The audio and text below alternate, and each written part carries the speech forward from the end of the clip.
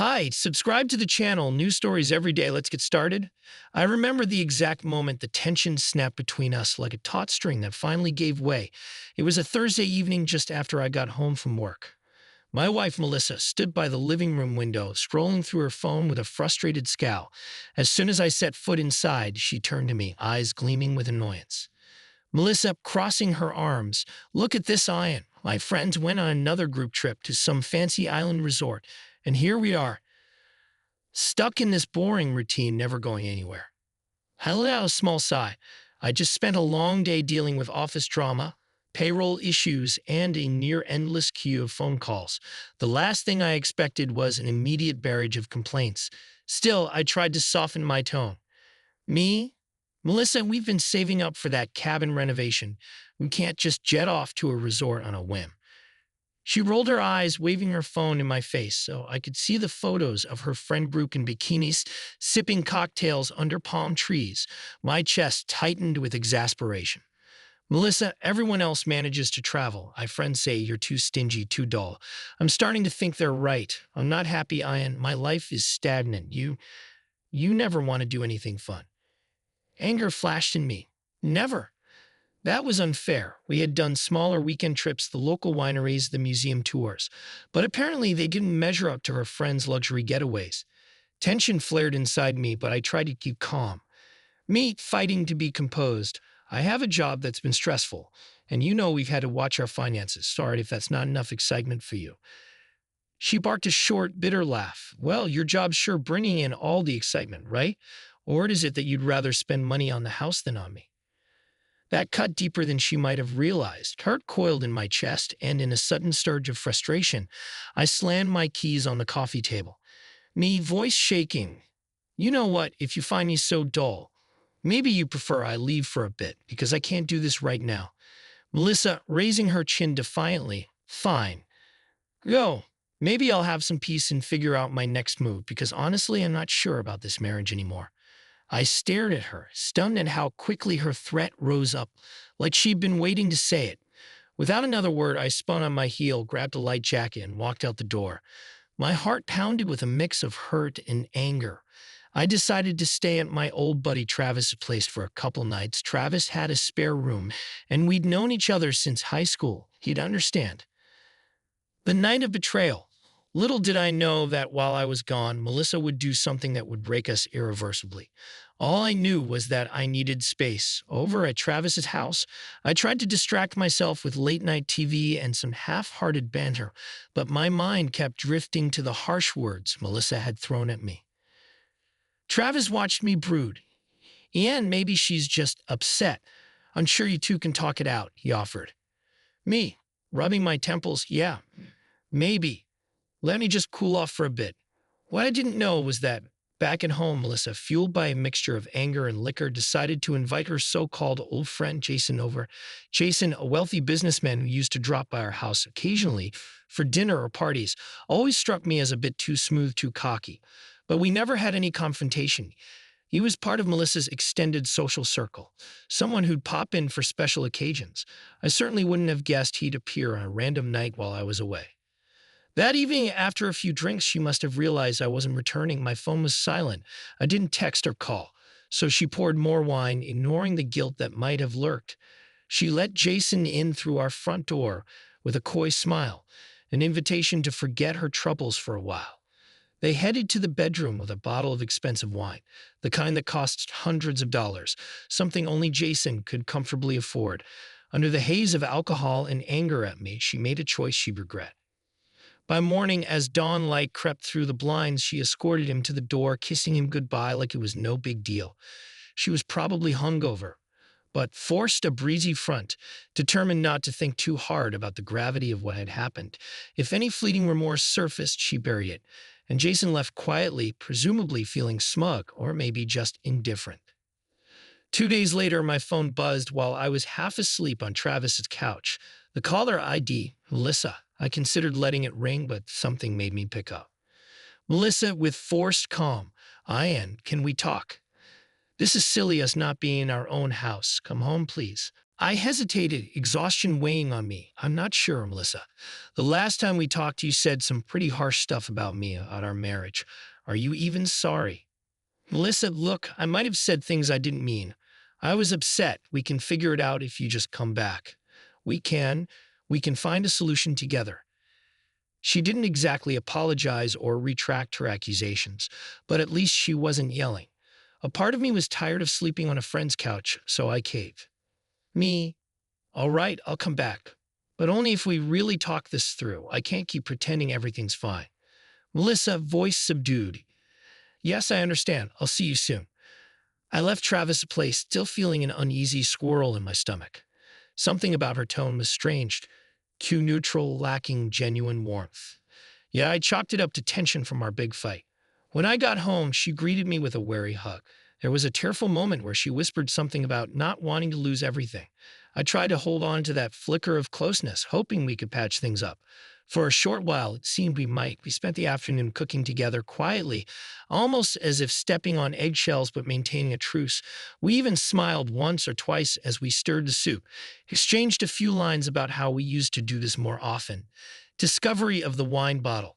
That evening, as we tried to ease back into normalcy, I headed upstairs to our bedroom to gather some laundry. She followed behind me, leaning against the doorway as if to show me she was calm and ready to fix our relationship. A faint sense of relief flickered in me. But then I spotted something odd. A dark green glass protruding from under the bed, the top just barely visible. I crouched down and pulled it out, a lavish wine bottle, one we'd never owned. The label read a brand name I recognized from a conversation with a coworker. Apparently, it retailed at about $300. My pulse kicked up. We certainly couldn't afford or justify that. Also, the cork was missing, replaced by a half-shoved piece of foil. A corkscrew, one we never used, lay on the bedside table. I frowned. Melissa, what's this doing here? I stood holding the bottle. We don't buy wine like this, especially not for a casual night. Did you have some friend over? I tried to keep my voice steady. The panic whipped in my chest. She blinked a second too long. No, I was celebrating. The possibility of making up with you. I had it stored away. My brows furrowed. But you told me you've never learned how to use a corkscrew properly. And I see one on the table. If you can't open it, who did? Also, you told me you wanted me to be the first to celebrate the new job once I came back. So why drink something so expensive alone? Her mouth opened and closed, no words coming out. She tried to laugh it off. Oh, come on, are you suspicious of me for drinking wine alone? That's silly. But it wasn't silly. My heart hammered as more evidence stacked up. No, something's off. You had a visitor, didn't you? She stiffened. Well, my friend from the gym dropped by. We had a glass, that's all. But I recalled her gym friends, none with the kind of wealth to drop $300 on a random bottle. My mind leaped to someone else, a certain wealthy friend, Jason, who used to come around once in a while. Could it be him? My chest constricted at the thought. Leaving her stammering behind me, I raced downstairs to the kitchen. My mind spun. If she truly had him over, maybe the security camera in the backyard or the side approach would have caught it. The camera system was something we'd installed a while back after a neighbor's house got broken into. In moments, I was at my laptop pulling up the camera footage. She trailed behind me, voice shaky. Ann, what are you doing? That's private. I mean, it's just me at home. Why do you need to check the cameras? Ignoring her protests, I scrubbed through the footage from the night I'd left. The timestamp around midnight showed a tall figure approaching our back door, carrying a suspiciously fancy bottle in one hand. Even in the grainy footage, I recognized him. Jason. My blood turned to ice. There it was, my wife letting him in with a half-embarrassed, half-excited laugh. The timestamp soared to 2, 3, 4 a.m. He only exited near dawn, same stealthy route, while my wife lingered by the door in a robe, giving him a parting kiss. My hand shook on the mouse. She'd had an affair in our home, in our bed. Numbly, I turned to look at her. She'd gone pale, eyes brimming with panic. Me, voice eerily calm. So it was Jason. He's the one who brought the $300 bottle, and you let him stay till morning because you were bored with me. Because your friends post fancy resort photos. So that's what you do when I step out for a couple of days. She stammered, tears welling. It was just that once, I swear. He texted me right after we had that fight, offering to cheer me up. I was drunk, upset. I didn't think straight. It was a mistake. I never planned it. Adam, please, it was nothing serious. Fury and heartbreak combined into a brutal punch to the chest. My vision blurred. A sharp prickle seized my left arm, creeping up toward my jaw. My breath turned shallow. Oh, God, I mumbled, clutching at my chest. She jolted. Anne, what's wrong? A wave of dizziness hit me. My heart hammered erratically. Hi. I think I'm having an episode. My arm. My voice failed as black spots danced in my vision. I fumbled for my phone, quickly dialed emergency services with trembling fingers. She hovered near me in horror, but I batted her away. Me, don't touch me. I can't believe you. The paramedics arrived swiftly, finding me in a near pre-stroke condition, my blood pressure off the charts, my heart racing from shock. They loaded me onto a stretcher. Melissa tried to follow, tears on her cheeks, but I turned my head away. No, I muttered. Stay away. Hospital realization. At the hospital, they stabilized me. The doctor said I narrowly avoided a major stroke, prescribing rest and no stress. I lay in bed, the sterile beeping of machines around me, my mind stuck in replay of the wine bottle, the footage, her confession. My wife had used my brief absence to cheat on me with a man who offered excitement, money, or both. The heartbreak burned me alive inside. One day in, I realized this can't continue. I was risking my health, my sanity. I decided to divorce. My close friend and attorney Jordan gave me advice via phone from a hospital bed. Jordan, Ian, gather all evidence. The camera footage is crucial. The timeline of your fight, her friend's identity, everything. The property is mostly in your name, but you'll need to negotiate carefully. She could push for half if she wants. I nodded into the phone, trying to keep the conversation quiet so the nurses wouldn't overhear. I just want out with minimal damage. But I also refused to lose the house I poured my life savings into. Jordan, we'll build a strong case. She's at fault. You'd have proof of infidelity. Courts sometimes weigh that in property distribution. But be prepared for a legal fight. 2 days into my hospital stay, a nurse came in saying my wife was here, wanting to see me. My heart pounded, half tempted to let her in so I could speak my mind. But something twisted inside me. No, I don't want to face her pleas again.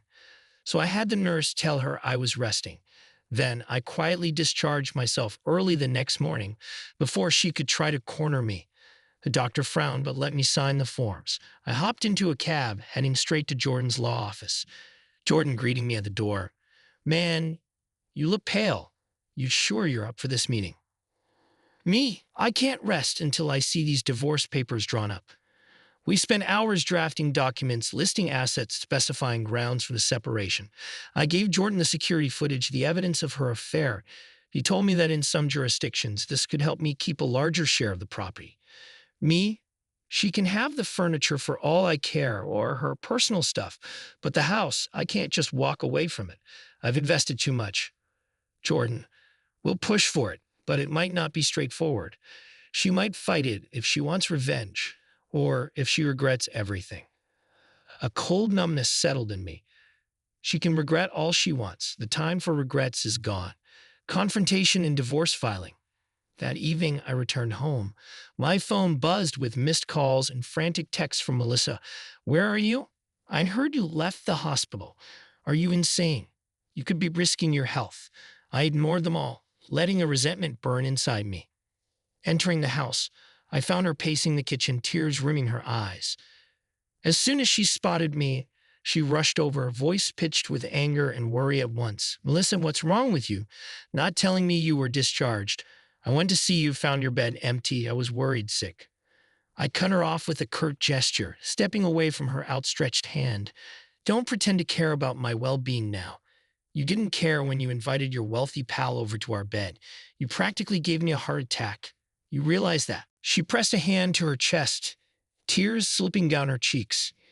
Ian, I know I messed up, but you got sick and you didn't let me help. I'm your wife. I have a right to know. Me, Isley, a right? You lost your rights to compassion the moment you cheated, the moment you risk everything for a fling or for some misguided attempt at excitement. You don't get to pretend we're all fine now. I pulled the folded divorce papers from my pocket. Her eyes widened at the sight of them. The tension in the kitchen soared. I hope you'll sign these as easily as you jumped into bed with him in our home. She let out a wounded cry, her hands covering her mouth. Ian, no, we can talk this out. Don't do this. I thrust them forward, jaws clenched. It's done. My lawyer drew these up. Sign them, or you can fight me in court if that's what you want. But I intend to keep the majority of the property. I have evidence of your infidelity. I have footage of your so-called friend leading at dawn. Her tears spilled over, voice trembling. I never meant to push you to this point. I love you, truly. I was just frustrated seeing my friends living a glamorous life, and I took it out on you. Then that night we fought. I made the worst decision of my life. Sad resolve in my tone. Sometimes one choice changes everything. This is one of those times. She sank against the counter, the documents clutched in her shaking hands, tears blurring the text. I watched her for a moment, feeling both pity and a fierce anger. Then I turned away, heading upstairs to pack more of my personal items, refusing to let her words sway me. The legal struggle and outcome. The days that followed were a swirl of legal formalities. Initially, she balked at my demands to keep the house, citing that she had contributed to mortgage payments. But Jordan leveraged the incontrovertible proof of her affair, plus details of her abandonment of our marital fidelity, enough to strengthen my case. With Redwood Solutions' official notice of her termination for unethical conduct, her reputation in court wasn't great. She faced an uphill battle as she tried to claim half of everything. Ultimately, after a few tense meetings involving lawyers, she relented. She was allowed some portion of our joint savings, plus some personal assets, but I retained the house and the lion's share of property. The judge hammered out the final decree. We were divorced, with me holding on to the place we had once called home together. She moved out, apparently to a small condo across town alone. That day, I left the courthouse feeling hollow yet oddly relieved. My best friend, Travis, patted me on the back. You got what you wanted, man, a fresh start. Sorry it ended this way. I nodded, gazing up at the courthouse steps. Yeah, I just never thought my marriage would crumble like this, but it's done. Update 2 years later. 2 years have passed since that day. At first, the house felt haunted by memories. Every corner reminded me of a time we'd laughed or danced in the living room or playfully teased each other while cooking.